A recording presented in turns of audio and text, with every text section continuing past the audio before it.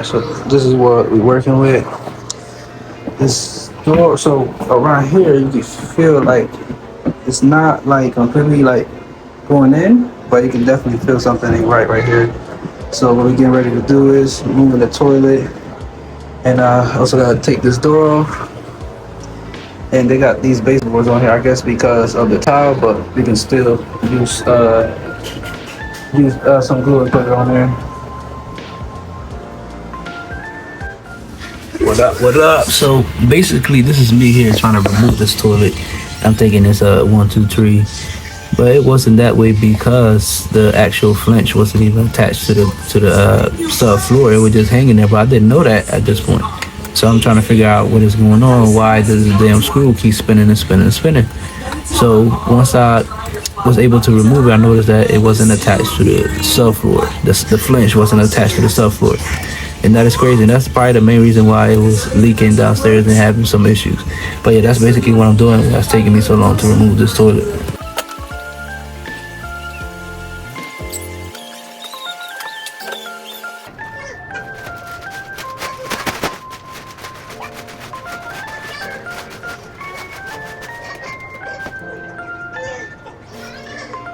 So I don't know if y'all can see, but I'm literally pulling this whole entire thing right now. So it is not attached. I'm going to ride it out.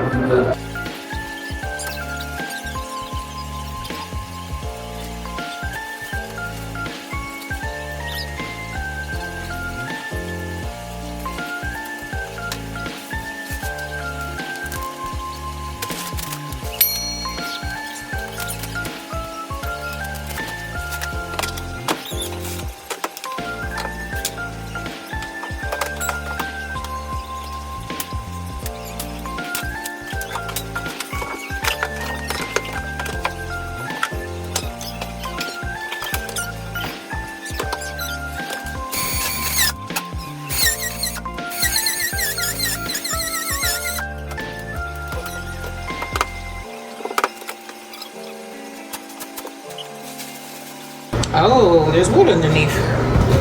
Yeah, so it is good. I think what happened here, it wasn't nailed down right, but I don't see what. No. This right here, this is not nailed down right. But I got 5 pieces of wood under it. That way don't look right to you. Because it's broken, right?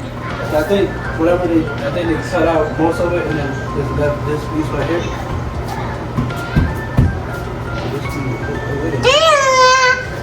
Yeah, it look cracked over here. That's the piece. Yes, that's right. Well, I think it. I don't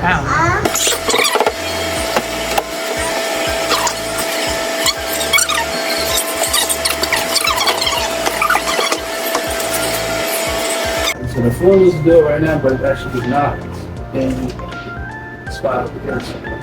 Alright, so I know the first thing that came to your mind is why am I using a chisel and a hammer to do this? It's gonna take forever.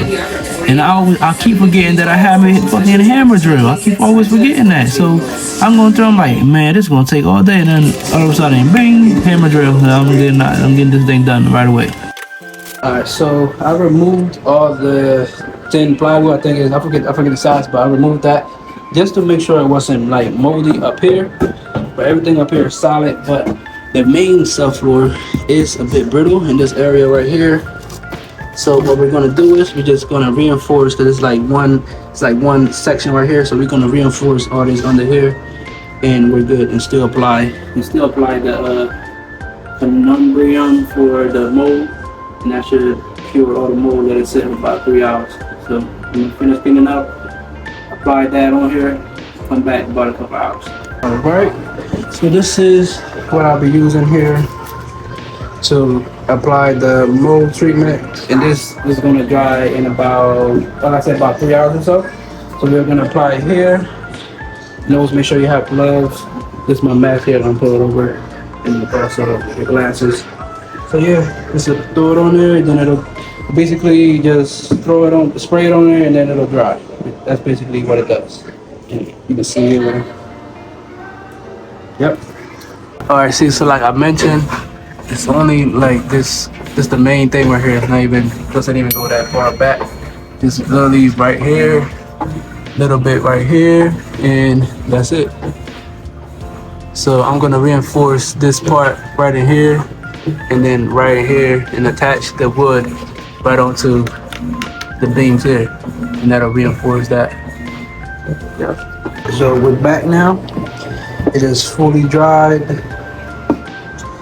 I'm gonna finish cutting out those little pieces right here from the last floor right there. And then there's some underneath here too. And then I'm gonna start working. Then I'm gonna start working downstairs, get this thing supported properly, and then get started with the floors.